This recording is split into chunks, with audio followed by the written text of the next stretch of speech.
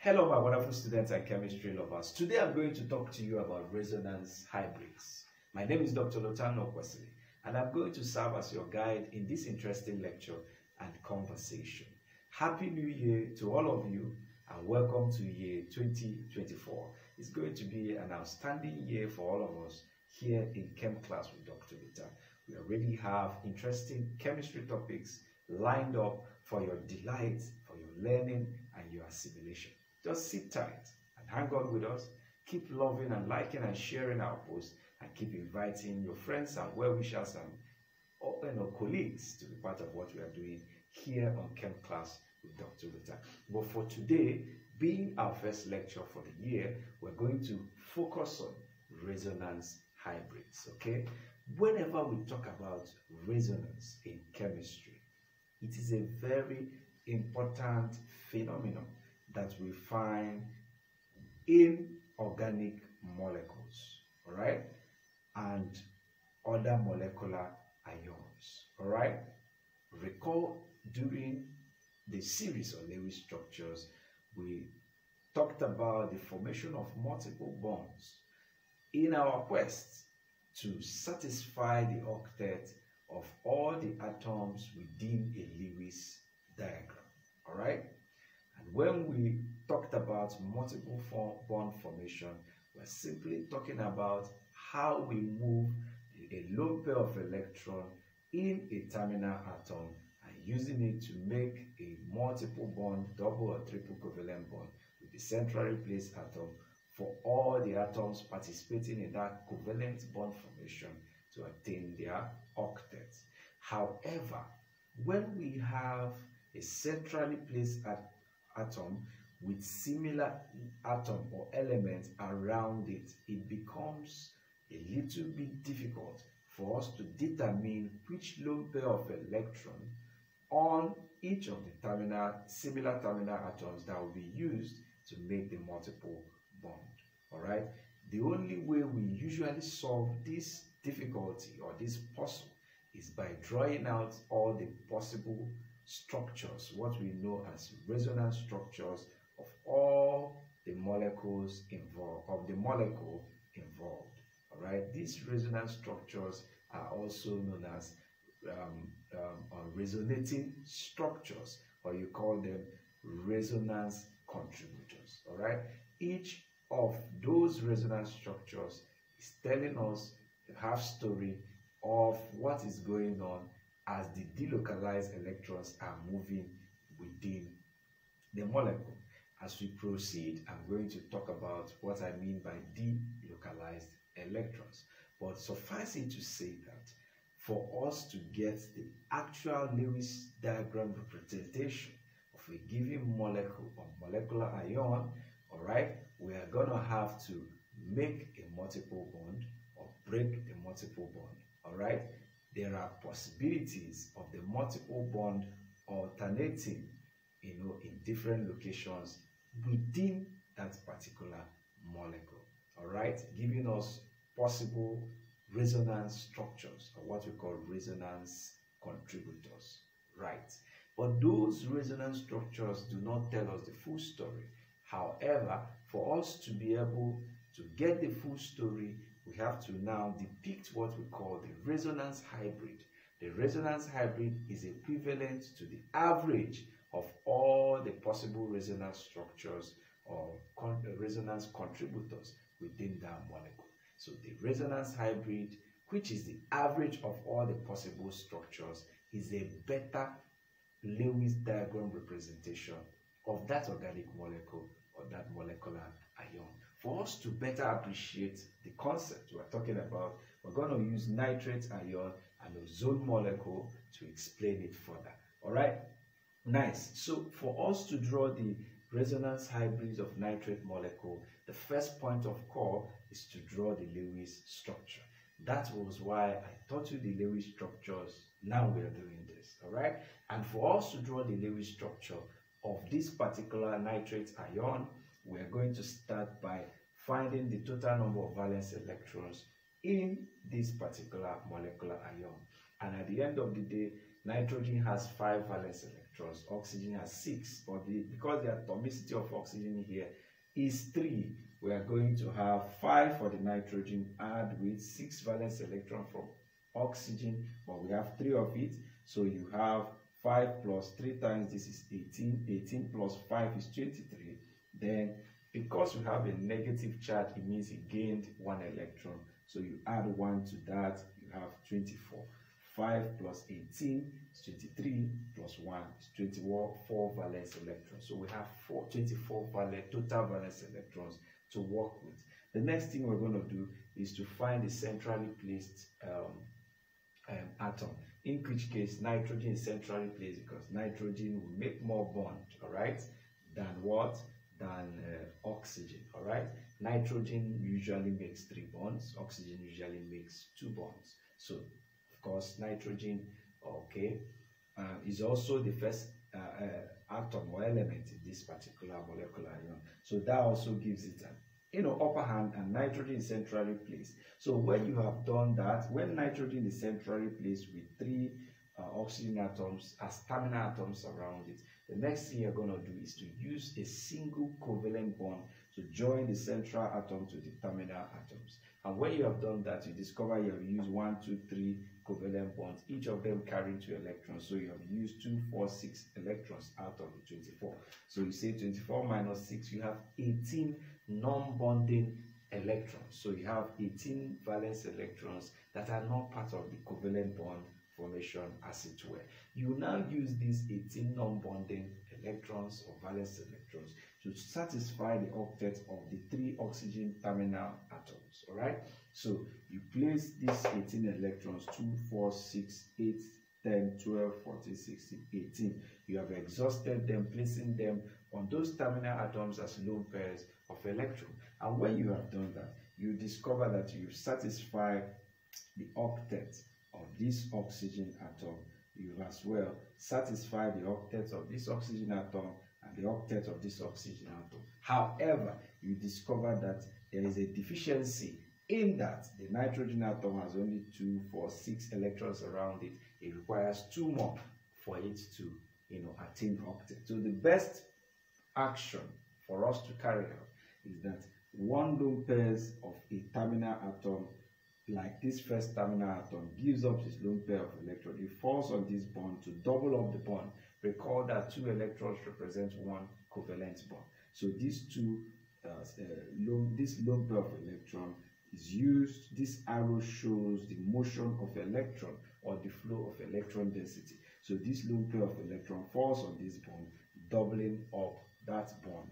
At the end of the day, because you have used, instead of 3 lone pairs of electron now, you now have 2 lone pairs of electron remaining because you have used 1 to double up the bond. It's very important you note that whenever you have a single covalent bond going into an oxygen atom, you're going to have 3 lone pairs of electron around it, as you have in all of this. But whenever you have 2 bonds going out of oxygen, of course, you're going to have 2 lone pairs of electron on that particular oxygen atom. Again, recall I told you sometime that whenever you have,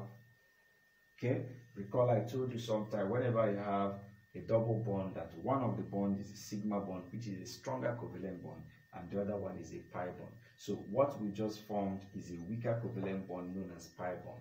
And pi bonds contains what we call pi electrons. These are electrons that are loosely held in place within the bond structure, all right? And these electrons are freer to move than the electrons localized in the sigma bond. So we call these free electrons delocalized electrons, okay? Because they are free to move within that molecule, all right? From one location to the other. All of these are in the quest to satisfy the octets of all other participating atoms in that molecule. So at the end of the day, you have your double bond here, single bond. At the end of the day, you discover they have 2, 4, 6, 8. Oxygen is okay. 2, 4, 6, 8. Nitrogen is okay. This is okay. This is okay. Everybody is okay. They have all attained their octet. And you now place them in square brackets and put negative charge here. But this is one possibility. there is also a possibility that instead of this oxygen atom, this terminal oxygen atom would have been the one that supplied the lone pair of electrons to make the double bond. So the double bond must not be here, it could have been here. There's also a possibility that this particular terminal oxygen atom would have been the one that supplied the lone pair, and the double bond could have been here. So if we lift this particular Lewis structure to this point, you will see the alternations and how those double bonds are formed at the different locations within that molecule. So the first possibility is this first structure of the Lewis structure of this nitrate ion. We have moved it up here. But there is also a possibility. Recall that for this molecule, the double bond can only be in one of the three locations.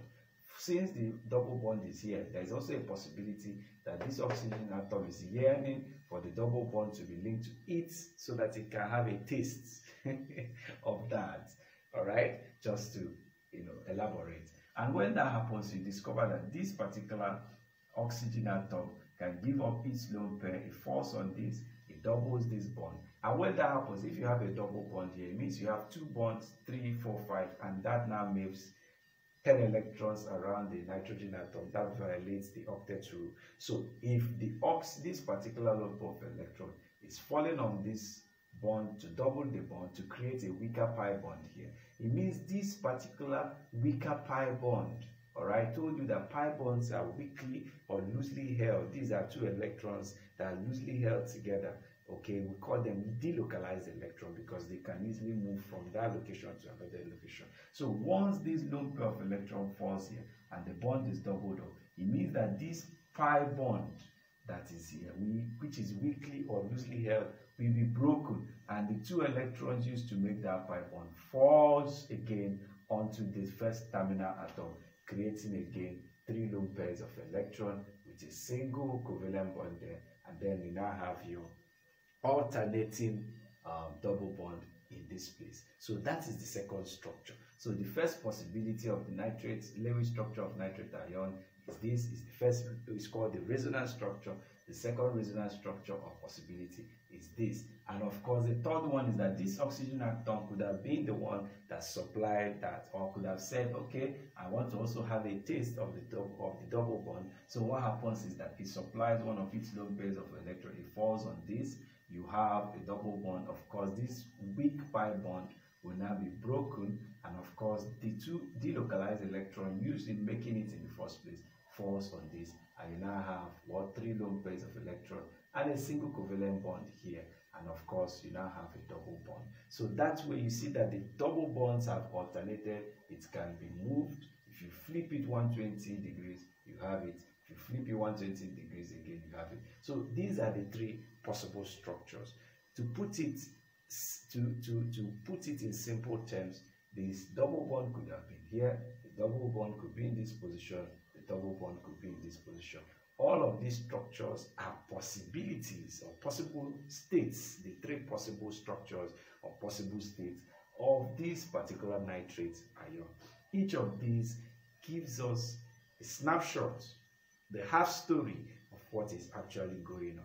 For us to understand the full story, we rather prefer to use what we call a resonance hybrid. The resonance hybrid simply is an equivalent structure that gives us the average of the 3 possibilities, okay, of those resonance structures. These resonance structures, also known as resonance contributors, is not telling us the full story in terms of the bond length. If you judge by the resonance structures again, you discover that I have said it severally that double bonds are stronger than single bonds and also shorter. So if you judge in terms of these structures, that means you're going to have a shorter bond if this structure is the structure. And if this structure is the correct structure, it means here you're going to have a long bond, and a shorter bond here. Okay, double bonds are shorter. It means this bond should be shorter than this. But in actual sense, that is not true, because these delocalized electrons are moving, in all of this, within these bonds, within this molecular ion. Okay, is in constant motion. The rearrangement is happening. So all the bonds are equivalent. None of the 3 bonds are shorter. All right. So what explains that is the resonance hybrid structure.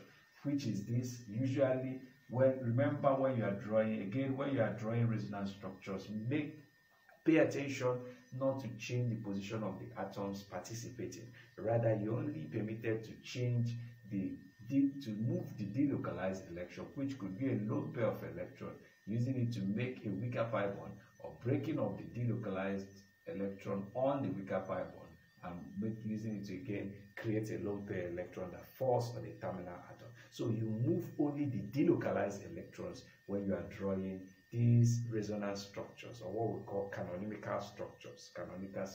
All right, nice. So when you do that, again, you have your centrally placed nitrogen with the 2 oxygen here and 1 oxygen here. You now use a dotted line to join this terminal oxygen atom to this, and a dotted line to join this, and a dotted line to join this nitrogen to this. When you have done that, those dotted lines is showing us what we call the partial bonds. All right, the partial bonds that are formed, those partial pi bonds that are formed, it means that this second bond could be formed here, could have been formed in this location, could have been formed in this location, and this is represented using those dotted lines known as partial bonds. At the end of the day, you place it in the square bracket and of course give it its negative charge. So this is the resonance hybrid, which is a better structural representation of the Lewis structure of the nitrate ion.